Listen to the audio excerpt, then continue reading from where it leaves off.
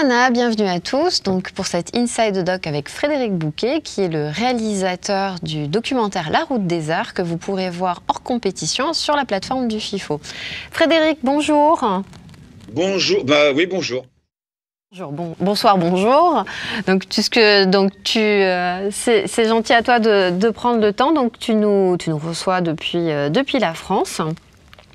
Et donc, on va parler ensemble de ton documentaire, La Route des Arts. Donc, un documentaire que tu es venu tourner, enfin, qui a été tourné en Polynésie et à Paris, et dont le sujet est les collections polynésiennes, au sens large, j'allais dire, mais aussi, et ça c'est un angle original, autour aussi des collectionneurs, parce que c'est vrai qu'on parle beaucoup des objets, mais pas souvent en fait de ceux qui les conservent ou les détiennent. Et donc voilà. Alors moi j'ai la chance d'être impliquée un petit peu dans ce documentaire, puisque j'y interviens. Mais j'aimerais que tu nous dises en fait comment tu as eu l'idée ou l'envie de faire ce documentaire. Alors l'idée, elle est commune à Gérald de Pruffert, qui était à une époque directeur régional de Polynésie première et qui répondait à une question de Jean-Marie Tjibaou, qui demandait au peuple du Pacifique et d'Océanie d'aller voir comment étaient confinés, conditionnés, ou en tout cas présenter les objets au peuple d'ailleurs, et de s'assurer qu'ils étaient, étant les représentants des peuples du Pacifique, bien présentés et bien représentés. Et cette phrase nous avait interpellés, et on s'est dit avec Gérald, il y a peut-être un sujet à faire sur d'abord les objets. Alors on est parti des objets marquisiens, mais en fait c'était beaucoup plus vaste. On a d'autres objets qui viennent d'autres régions dans le film. L'idée, c'était d'aller voir effectivement comment ils étaient conditionnés, comment ils étaient présentés aux gens, et aussi qui étaient les gens qui aimaient les collectionner et pourquoi ils les collectionnaient. Et puis tous les scientifiques comme toi, comme d'autres, qui nous parlaient un petit peu de la relation qu'on pouvait avoir, nous, occidentaux, à l'objet, et vous, peuple du Pacifique, l'idée que vous en aviez de votre côté, qui n'était pas tout à fait la même d'ailleurs. D'ailleurs, tu dis, toi, très très bien à un moment donné, que pour nous, c'est un objet d'art, mais que, entre parenthèses, c'est plutôt un objet du quotidien qui est devenu ensuite un objet d'art, pour la plupart.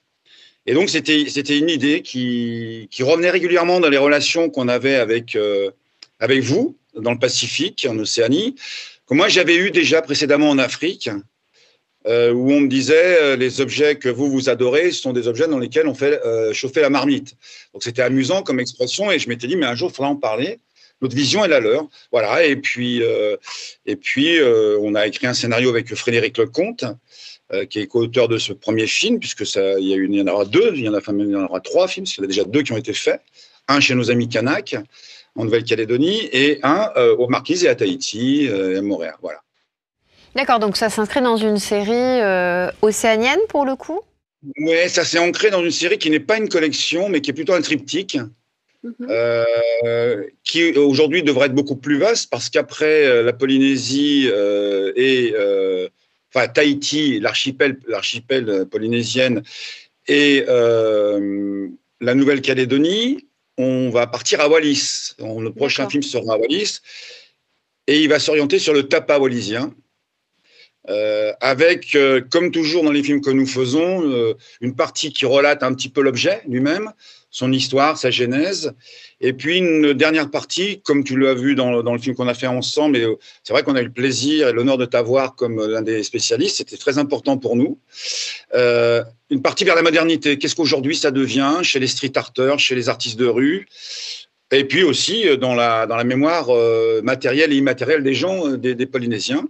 Donc on a toujours 2 à 3 parties, et puis surtout au centre on a la personne, et c'est pour ça qu'on aura de moins en moins de scientifiques, mais de plus en plus de gens, et c'est la progression. Alors c'est pas une collection, c'est plutôt un triptyque qu'on est en train de faire, mais France Télévisions nous suit. C'est en effet un beau. J'ignorais que c'était en trois tomes. En effet, c'est une. Non, mais d'ailleurs, c'est petit à petit qu'en fait. Ah, ça s'est construit comme ça, d'accord. On a continué, puis après on s'est dit. Le film a eu un certain succès, quand même, il faut le dire, au niveau du public et même au niveau de gens qui on l'a montré. Et du coup, il s'est posé la question d'en faire un en Nouvelle-Calédonie. Alors, en Polynésie, ça s'appelle la route des arts, les objets polynésiens. Et en Nouvelle-Calédonie, ça s'appelle la route des arts, toujours. Donc, on a gardé le premier titre, Parole Kanak. Voilà. On a juste changé ça, mais on est à peu près. Donc, c'est pas une collection, c'est plutôt un triptyque avec une petite différence entre les deux, parce que les peuples sont différents. Oui, tout à fait. Enfin, moi, je sais que dans le documentaire, j'avais trouvé intéressant, en effet, comme tu dis, qui est la parole des spécialistes ou des conservateurs ou des directeurs de musées, puisqu'il y avait également Stéphane Martin qui est venu pour le musée du Quai Branly. Et puis, en même temps, la parole, et ça, c'est... Oui, tout à fait, Tara, oui. Et puis également Viry Taimana, directeur du Centre des métiers d'art. Et c'est ce que j'allais dire, qui justement, lui, le mettait dans une perspective beaucoup plus actuelle, contemporaine, de signification, et même de prolongation dans une démarche artistique et de recherche pour les Polynésiens. Et en même temps, c'est vrai que écouter les collectionneurs, donc les gens qui ont le désir d'acquérir ces œuvres et de les garder, et pourquoi ils le font et dans quel contexte, c'était quand même aussi une démarche qui était intéressante. Et justement, je voulais savoir si ça avait été facile, difficile de pouvoir toucher le monde des collectionneurs qui, en général, est perçu quand même comme un monde très secret, j'allais dire, et très... qui n'a pas forcément envie de dévoiler leur collection. Vous avez eu des difficultés pour le faire ou ça a été très simple? Alors très étonnamment, non, aucune. Il y a eu ceux à qui on a demandé, ils ont tous dit oui, parce qu'on avait anglais non pas l'amour de la collection sur un angle spéculatif. Notre travail n'étant pas journalistique, à nous, c'était plutôt un travail de documentariste artistique. Et du coup, la question qu'on posait à chacun, c'était plutôt... Alors, on a parlé de la spoliation, évidemment, on en est venu là un petit peu à un moment donné. Mais c'était jamais agressif de notre part. L'idée était, l'accord tacite qu'on avait passé, c'était de dire, parlez-nous de l'amour que vous avez de l'objet. Comme quand on est enfant, qu'on trouve une fourchette dans une ruine ou un objet, on va le garder précieusement, ça devient, comme quand on est enfant, presque une pièce en or. Et c'était un peu ce que... On a eu Jolès, qui est un très grand patron français, qui est un amoureux fou des arts, des arts du monde entier, qui d'ailleurs se ruine, est prêt à se ruiner pour un objet s'il le faut, et qui est un homme qui est prêt à se battre, mais se battre pour obtenir un objet. C'est-à-dire il va le poursuivre. Vous avez un très très grand collectionneur en Polynésie, qui est Daniel Palas, qui est un collectionneur magnifique, qui est un homme qui a des histoires, qui est dans le film d'ailleurs, qui raconte très très bien, et alors qui nous a ouvert complètement sa collection. On a été dans la pièce qui est en dessous de chez lui, qui est une pièce mais absolument incroyable, qu'on a pu filmer. On a filmé notamment un casse-tête qui a une histoire incroyable, qui est un casse-tête polynésien qui serait parti en Nouvelle-Zélande et que lui aurait retrouvé, ferait partie d'un des 7 casse-têtes, des 7 chefs de pirogue qui auraient, partant de Tahiti, enfin en tout cas de Polynésie, conquis la Nouvelle-Zélande. Donc voilà, non, on n'a jamais eu de problème, mais on n'a jamais anglais le film sous quelque chose qui était une enquête. Nous, c'était vraiment... en fait, l'idée était simple, c'est pourquoi vous collectionnez des objets. Voilà. Et la réponse était toujours la même. C'était une rencontre. Première fois, c'est une rencontre. On a Nicolas Loge-Rolasser qui collectionne pas du tout de l'art polynésien, mais qui est un fou de collection, qui est un homme magnifique, et qui dit le premier objet. Tout part du premier objet. Daniel Palas dit la même chose. Jolès dit la même chose. Anthony J.P. Meyer dit la même chose. Ce sont des gens, alors, qui, à un moment donné, on a retrouvé d'ailleurs en Nouvelle-Calédonie la même chose, rencontre un jour un objet, c'est une histoire d'amour qui commence, et après, c'est comme aller jouer au casino, on ne peut plus s'arrêter.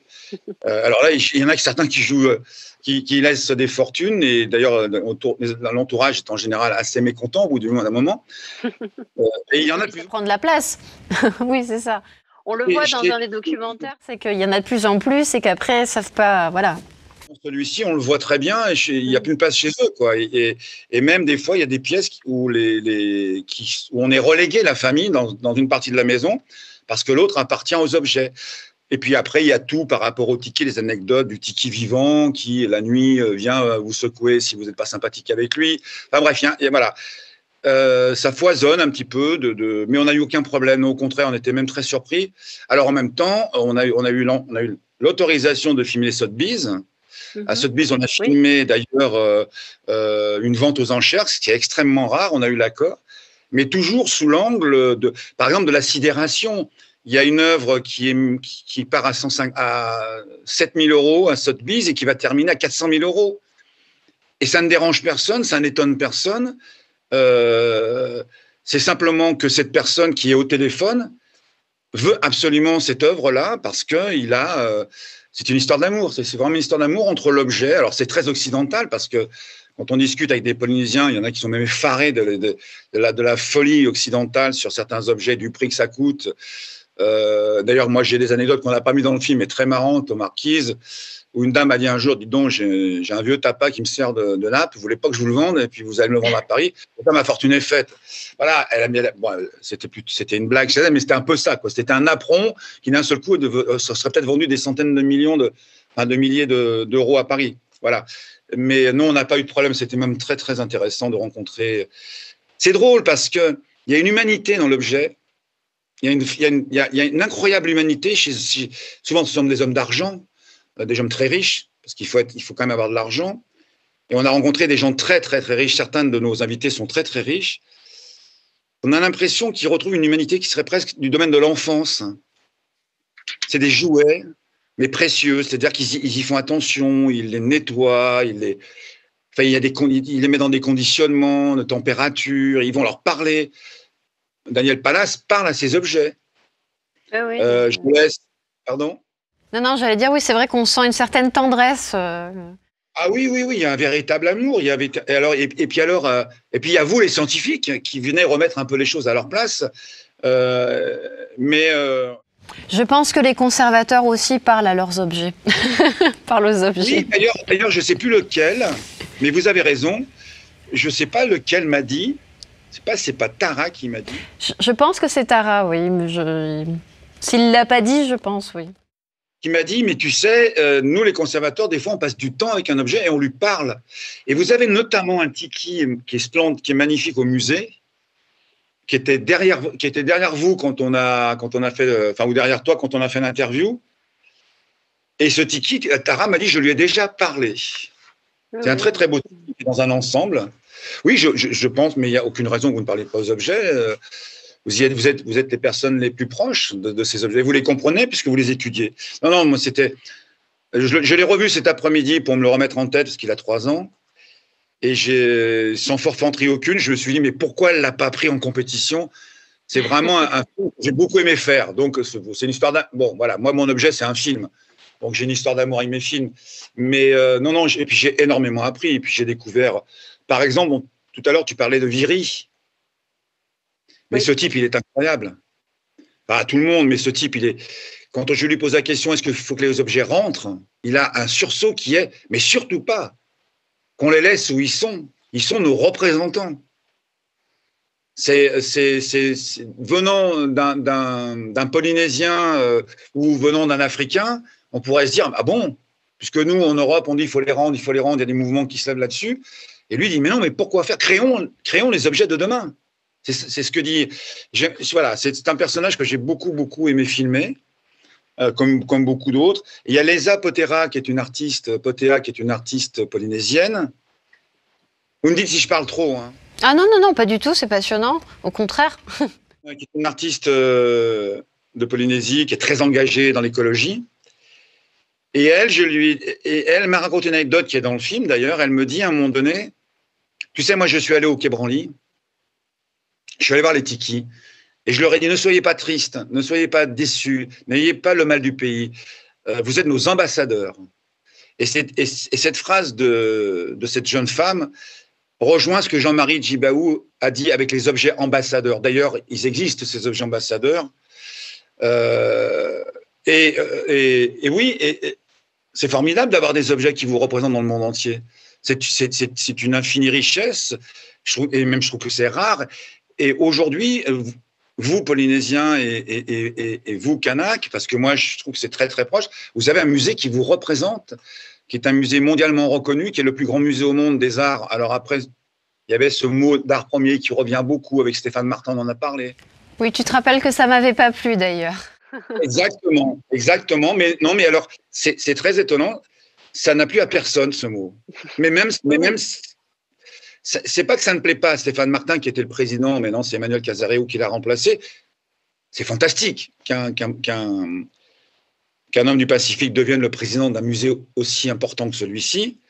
Ça leur plaît pas, le mot premier à eux deux. Un est français, l'autre est kanak, enfin, originaire de métropole, l'autre est kanak. Et ces deux hommes disent, mais non, ils sont pas premiers, pourquoi ils seraient premiers? D'ailleurs, c'est ce que tu dis, pourquoi ils seraient premiers? Mais premiers de quoi? C'est vrai. Non, je pense que ce sont des objets de la tradition, il ne faut pas avoir honte, de la tradition qui fait que, pour moi, un objet, c'est un récit. Et de ce récit, on crée les mythes, et de ces mythes, on va créer les légendes. Mais nous sommes issus de légendes tous. Nous sommes issus de légendes parce que ces légendes s'inscrivent dans des récits d'humanité. C'est-à-dire, moi, je suis originaire de Corse, toi, tu es polynésienne. Nous avons une histoire. Nous avons des objets qui nous représentent. Donc, d'ailleurs, moi, j'ai pas employé le mot premier dans mon titre. Je voulais pas. J'ai noté. Parce que, alors. C'est pas que je l'ai pas employé parce que je ne l'aimais pas, c'était pas à moi, mais que vous le disiez tous. Donc quand il était question de choisir le titre, on s'est dit on va quand même appeler la route des arts parce que c'est une route quand même comme la route des Indes, mais on va les appeler les objets quoi. Ce sont des objets. Voilà, le mot objet revenait souvent chez vous, chez tous, et il était acquis, il était admis le mot objet. D'ailleurs, toi, tu dis à un moment donné dans un interview, tu es parmi la première qu'on interviewe dans le film. Tu dis ce sont des objets du quotidien. C'est un mot que tu emploies entre autres. Eh ben, ce mot objet du quotidien revient régulièrement chez chacun d'entre vous, sans que vous émettiez des doutes sur leur forme artistique ou l'œuvre artistique. Oui, bien sûr. Mais ils ne sont pas ça au départ. Alors, ils ne sont pas ça, mais on découvre, et moi je me souviens, parce que j'ai fait une projection privée à Paris du film, j'avais découvert chez les gens qu'ils ne sont pas objets d'art, mais ils sont représentatifs d'une culture artistique, comme les colliers, comme les coquillages, comme la monnaie kanak, qui est un objet de consommation, d'échange, mais qui a une forme artistique. Et moi, j'avais très envie de les appeler les objets d'art. La route des arts, ces objets d'art. Mais j'avais peur qu'on me demande de m'expliquer trop ça devienne empirique pour moi. Mais ce qui me frappe chez vous, en Polynésie, ce que j'ai... Tu sais, moi, en allant au Marquis, j'ai rencontré le paradis. Alors, je ne suis pas naïf sur la vie des gens, tout n'est pas simple, mais c'est l'endroit où, pourtant je suis un Ilien, où tout m'est paru, si je voulais, regarder beau. Tout pouvait me paraître beau si je voulais ne pas regarder ce qu'il pouvait y avoir autour comme misère, mais la misère est partout, ou comme souffrance, ou comme douleur, je ne suis pas naïf. Et je me suis dit, mais ces gens, en fait, chaque fois qu'ils font un objet, ils le pensent artistique, parce que c'est systématiquement beau, ou c'est toujours assez joli, ça a toujours quelque chose, je ne sais pas, le collier que tu portes aujourd'hui, voilà, c'est ciselé, c'est fin, c'est très féminin, souvent. Donc... bon, c'est des objets du quotidien, certes, mais ça reste des objets d'art. Et pourquoi pas? Après tout, la vie peut être aussi avoir quelque chose.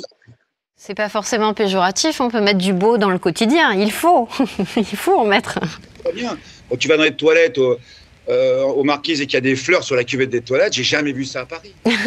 C'est vrai que c'est très polynésien, oui. Venez voir ça. Les gens mettent des fleurs blanches dans des cuvettes de toilettes. Même le beau est auto. Ben voilà, c'est une façon de dire, mais bon, moi, voilà. Puis c'était mon premier voyage. À l'époque, j'y suis retourné 4 fois depuis. Donc... Alors voilà, c'était ce que je voulais te demander. C'était pour le documentaire, c'était la première fois que tu venais en Polynésie, quand tu as réalisé les premiers tournages, en fait. Alors, non, pardon, j'étais venu une première fois, mais pour réaliser les plateaux pour le CSA, pour les élections présidentielles. Ah oui, d'accord. Mais bon. Quand on travaille pour le CSA, on est sous serment. J'ai passé 6 semaines dans un hôtel. Voilà. D'accord. Il était très agréable, mais enfin, on sortait assez peu. On n'avait pas le droit d'avoir... Peu de découvertes du pays, du coup. À la plage, 2 ou 3 restaurants. Ouais. Donc, j'ai vraiment, pour mon premier voyage, oui. Et puis surtout, les Marquises, c'était la première fois de ma vie, oui. Montréal, c'était la première fois. Et puis mes rencontres avec toi, avec Viri, avec tous ces gens-là, c'était extrêmement intense, ces rencontres-là, parce que on sent chez vous qu'il y a quand même une espèce de retenue. On doit faire très, très attention à notre comportement. Vous lâchez rien. Donc, moi, j'étais très à l'écoute des techniciens, notamment un des techniciens, j'ai noté son nom parce que je trouve fantastique, il s'appelle Emana Flore, qui est un Polynésien, qui est l'un des plus grands ingénieurs du son que j'ai rencontré. Il faut le faire travailler, c'est un type formidable. Il m'a beaucoup aidé dans mes relations aux Marquisiens, aux Polynésiens, dans mes comportements que je devais avoir. Voilà. Donc, j'ai appris, oui, sur ce voyage qui est en fait le vrai premier voyage, quoi. Et donc, depuis, je sais que tu es revenu au FIFO. Il me semble que c'était l'année dernière. L'an dernier, au mois de février, je suis venu au FIFO parce que je faisais une Noël, parce que je partais en Polynésie pour préparer en Calédonie pour préparer 2 films que je vais faire là-bas. D'accord. Donc, je m'étais arrêté pour le FIFO, oui. D'accord. Mais je suis triste qu'on ne soit pas là, nous tous, la semaine prochaine. Eh bien, on l'est tous, hein, c'est sûr que bon, voilà, c'est une nouvelle aventure, mais bon, au moins, voilà, on a. Oui, au moins, c'est bien. Oui, et puis enfin, ce qui est bien aussi, c'est que ça nous donne l'occasion d'être présents, notamment en métropole ou dans tout le Pacifique. Donc c'est aussi une nouvelle. Mais c'est sûr que l'ambiance des réalisateurs, enfin voilà, du festival va manquer à tout le monde. C'est un peu fait pour qu'on se retrouve tous, quoi. Tout à fait, tout à fait. Mais justement, c'était ce que je voulais te demander, si depuis, tu as eu l'envie ou l'idée de tourner d'autres documentaires sur la Polynésie. Donc j'aime bien. J'ai rencontré Michael Corr, oui. qui est un homme qui vit aux Marquises. Et j'ai fait un film depuis, d'ailleurs, qui s'appelle Karl von Einsteinen, une mémoire marquisienne, aux Marquises, sur ce scientifique du 19e qui a pas traduit, mais qui a tenté d'interpréter les motifs du tatouage polynésien. Et je voudrais faire un film sur le récit polynésien. Mais alors pas sur le récit d'un bateau, non, sur ce que vous êtes vous, sur quand vous parlez. Sur la tradition orale. La tradition orale, j'aimerais beaucoup faire ça. Sur la tradition orale, sur la parole, moi j'appelle plutôt ça la parole. La parole, je trouve que au jour d'aujourd'hui, voilà, c'est la parole, c'est ce qui donne du sens aux choses. Et puis le récit. J'aimerais bien m'inscrire dans un documentaire avec des Polynésiens sur le mot récit. Ouais. Et Michael Corr a travaillé beaucoup là-dessus. Tout à fait. Et il serait prêt à m'y aider, mais alors c'est assez compliqué parce que je voudrais faire c'est des films difficiles à faire sur le récit. Pour rencontrer les bonnes. Il faut le temps. Il faut du temps. Oui. Je dis il faut du temps. Il faut. Mais je pense que c'est un film que je ferai dans les 3 prochaines années. Et qu'évidemment, je te proposerai. Mais je pense qu'il y a un film à faire sur la parole. Mais alors, pas la parole chez le scientifique, où, évidemment, il faut toujours qu'il y ait des histoires scientifiques pour un peu recadrer les choses. Mais je voudrais, en fait, voilà, mon idée, je te la livre. Je voudrais faire un film sur la parole féminine, sur la femme, sur ce que portent les femmes polynésiennes. On pourrait faire un film sur la parole féminine en règle générale. Mais dans toutes les rencontres que j'ai faites, et notamment sur le tapas que je vais faire en Wallis, mais dans le film que vous présentez, il y a un petit peu de tapas à un moment donné. J'ai rencontré 2 femmes. Je ne pouvais pas aller plus loin avec elles parce que ce n'était pas le film qui était prévu. Mais elles disaient des choses qui m'étaient vachement, qui me surprenaient beaucoup dans leur façon de parler. La relation aux hommes, la relation à l'enfance, la relation à la terre. Et puis ce tapas que je découvre comme étant quelque chose. Il n'y a que les femmes qui peuvent faire des tapas. Parce que c'est l'enveloppe humaine, le tapas. Il n'y a que les femmes qui peuvent saigner un arbre comme ça, quoi. Les hommes ne savent pas saigner les arbres comme les femmes le font.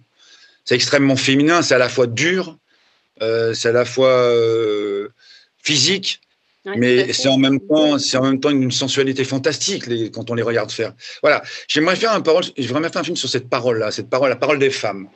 Voilà. Mais bon, moi, c'est pas des films journalistiques, c'est jamais des films polémiques, c'est des films c'est m'installer avec plusieurs femmes dans un endroit et passer du temps avec elles, laisser une caméra libre, leur en donner une si elles veulent filmer. Voilà, ça, c'est un projet que j'ai.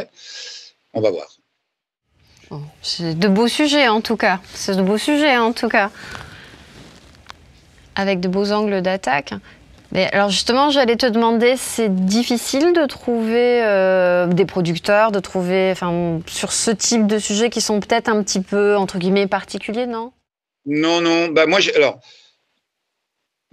j'ai eu la chance de rencontrer Thierry Bruand, Emerapi, et on s'est inscrit dans un travail ensemble depuis maintenant 18 mois. On a donc fait la route des arts Parole Kanak ensemble, on fait le Tapa ensemble, on a fait Karl von Einstein ensemble. Et j'ai la chance pour l'instant d'avoir leur oreille sur tous les projets que je fais et d'avoir un accord tacite. Alors après, il faut monter un plan de financement, évidemment. Oui, enfin, tous les sûr, producteurs savent ça. Mais non, ils me soutiennent beaucoup, ils sont très à l'écoute. Et puis bon, Thierry Brun a des attaches en Polynésie, il y a des attaches en Calédonie. Ils sont en train de structurer des sociétés locales pour développer encore plus la production en local. Non, j'ai aucun souci avec eux. C'est plutôt les diffuseurs, c'est plus compliqué à convaincre. Mais Polynésie première et Nouvelle-Calédonie première, et puis toutes ces chaînes-là, et même France 3 maintenant, commencent à me faire confiance. Et donc, non, c'est pas très difficile. C'est du travail. Voilà, enfin, comme toute production, il faut la monter. Non, mais ce qu'il faudrait, c'est que France Télévisions, France 3, France 5, France 2 donnent plus la parole au Pacifique. Parce qu'en leur donnant plus la parole, ils vont se rendre compte que les gens vont adorer ce que c'est que ces régions-là. Parce que ces régions, encore une fois, je reviens toujours à ça, mais une télévision, c'est des scénarios, c'est des films, c'est des récits. Moi, à chaque fois que je montre mes films, les gens adorent. Les gens adorent, trouvent que les peuples sont incroyables, apprennent des choses qu'ils ne savent pas. Enfin, on est tous sous la République française, on est tous au même sein d'une communauté, toi comme moi, les Kanaks comme moi, les Corses aussi. On est tous au sein d'une communauté qui ne se connaît pas tant que ça, en fait. Et quand je montre des films, quand j'ai montré les objets marquisiens, enfin les objets polynésiens, quand j'ai fait cette projection privée, on était une vingtaine. J'étais vachement surpris. Des questions, ils ne savent pas où c'est la Polynésie. Ils ne savent pas où c'est. Ah bon, c'est à 22 000 kilomètres, mais c'est à quel endroit du Pacifique? Dans le sud ou dans le nord? Alors, ils connaissent les mythes, les guerriers, les tatouages. Et puis après, quand tu dis, mais tu sais, tu peux manger par terre là-bas, tu vois, tu vas dans un endroit, les gens sont tout de suite là, ils sont présents. Après, tu vas pas forcément devenir ami, mais il y a un sourire, il y a une existence, ils ne prennent jamais la tête, enfin, c'est incroyable. Ah bon, bon. Et puis alors, c'est loin, effectivement. Donc, le fait de faire des films rapproche. C'est un peu le but du métier qu'on fait tous. Toi, dans ton festival, et nous, en tant que réalisateurs, en étant accueillis par vous, c'est un travail qu'on rapproche. Donc, non, c'est juste faire prendre conscience aux chaînes, aux majors, de leur dire, regardez ce qui se passe là-bas. C'est chez nous, là-bas. Enfin, c'est chez nous. Ça fait partie de notre ensemble. Ils sont pas si loin que ça. Il y a des poètes, il y a des artistes formidables. Moi, j'ai rencontré en Polynésie Chronos, j'ai rencontré Deadloff, j'ai rencontré Poeta, j'ai rencontré HTJ. Le street art est incroyablement développé en Polynésie. Là, je fais faire un film sur le street art en France pour l'instant parce que c'est un film qu'on fait sur la France. Mais quand j'en ai parlé aux spécialistes, ils m'ont dit, et que j'aurais montré les images, vous avez en Polynésie, mais même maintenant en Nouvelle-Calédonie, des artistes incroyables. Et puis le street art est en train de prendre c'est les nouveaux objets. C'est en train de prendre une place incroyable. C'est une révolution, le street art. On ne s'en rend pas compte, mais c'est une révolution. C'est dire des choses devant tout le monde, dans la rue et à tout le monde, avec des signes parfois kabbalistiques, mais on les comprend facilement, ces signes. C'est des appels, c'est la révolte, c'est l'existence, c'est vouloir être présent, c'est se montrer. Ben, c'est ça, être polynésien, c'est se montrer, c'est dire qui je suis, c'est dire regardez comment on vit, regardez qui nous sommes, regardez un peu la richesse qu'on peut apporter. Alors nous, humblement, avec Frédéric Lecomte, avec Lionel Boisseau, avec qui je travaille beaucoup maintenant, d'ailleurs tu as un de ces films que tu prends dans ton festival, il était avec vous hier soir, il me l'a dit, on est des ambassadeurs, tiens, comme vos objets. Non mais tout à fait. J'y pensais pendant que tu parlais, je me disais que vous êtes les porteurs de la parole du coup. Les transmetteurs de votre parole. Voilà. On est plutôt des messagers. Et puis, tu vois, j'ai rencontré Teki Ukena, qui est un type que j'ai adoré. Ça a été très difficile, lui, par contre, de l'approcher. Ça a été le plus dur. Il a voulu me voir plusieurs fois. Et chaque fois, il me posait les mêmes questions. Il voulait être bien. Il voulait comprendre exactement pourquoi je voulais faire ce film, pourquoi je voulais le rencontrer. Mais ça n'a jamais été des refus. C'était toujours... c'était toujours... on a rencontré Benjamin Teki Toi, qui est historien, qui est aux Marquises, qui lui aussi, enfin, voilà, qui disent que c'est qu'un tiki avec des mots qui sont... Moi, ma fille, quand elle l'a vu, elle était morte de rire, quoi. Quand il parle du ventre et qu'il dit que c'est là, que là, l'intelligence et la connaissance, et qu'elle voit le ventre du tiki qui lui monte, elle a éclaté ça. Elle m'a dit, waouh, c'est qui ce type qui parle comme ça? Voilà, non, c'est peut-être l'un de mes films préférés pas tant le film lui-même que l'expérience qu'il m'a fait vivre. C'est vraiment... Dans la rencontre que ça a occasionné. Moi, je suis rentré à Paris, je suis resté 1 mois et demi. Enfin, j'y suis retourné plusieurs fois, mais à chaque fois que je rentre de Polynésie, ou que je vais en Polynésie, d'abord, je suis super content d'arriver là-bas. C'est toujours une légèreté. Et quand je rentre, je suis toujours en train de me dire, mince, il y a quelque chose là-bas qui est... Moi, j'ai travaillé avec les Indiens d'Amérique du Nord, notamment avec les montagnais. J'ai travaillé beaucoup dans le Nord canadien avec eux. Et ils me disaient toujours, les choses sont là. Je pense qu'en Polynésie, les choses sont là. Et que c'est pas si compliqué que ça de les voir. Voilà, je pense qu'il y a quelque chose en Polynésie. Après, vous avez certainement beaucoup de problèmes, comme nous on en a ici. Il y a certainement des difficultés dans la vie. Je trace pas, c'est pas un paysage idyllique, mais il y a quelque chose qui est là. Et ce quelque chose qui est là aujourd'hui, c'est peut-être la parole. Et j'aimerais bien faire un film là-dessus. Écoute, j'espère que tu pourras le faire parce que j'ai hâte de le voir du coup. Et on sera vraiment ravis de l'accueillir au FIFO. Donc j'espère qu'on se verra bientôt sur les années qui vont venir et qu'on aura encore l'occasion de parler de tous ces beaux projets. Oui, donc ce sera l'occasion de vous retrouver, oui, bien sûr, avec plaisir. Et puis j'espère que vous allez faire un beau festival, comment dire, virtuel, numérique. Écoute, je l'espère aussi, mais je pense que de toute façon, il y a un intérêt pour l'Océanie et pour tous les documentaires qui sont envoyés. Donc, on fera notre maximum. En tout cas, je te remercie d'avoir pris le temps de rien. Et puis, je te dis à très bientôt. Merci. Moi aussi, je salue la Polynésie et puis tous les autres collègues. Et puis vous êtes un peu essentiels, comme on dit, hein. Il y en a qui n'aiment pas beaucoup ce mot-là, mais je crois que vous êtes une consommation essentielle. Je vous salue de Paris. Je te remercie. À bientôt. Voilà, donc c'était le Inside the Doc pour La Route des Arts, un film hors compétition que vous pouvez retrouver sur notre plateforme. Et puis, n'oubliez pas que tous les Inside the Doc, dans toutes les interviews avec les réalisateurs, sont disponibles sur nos réseaux sociaux. À bientôt.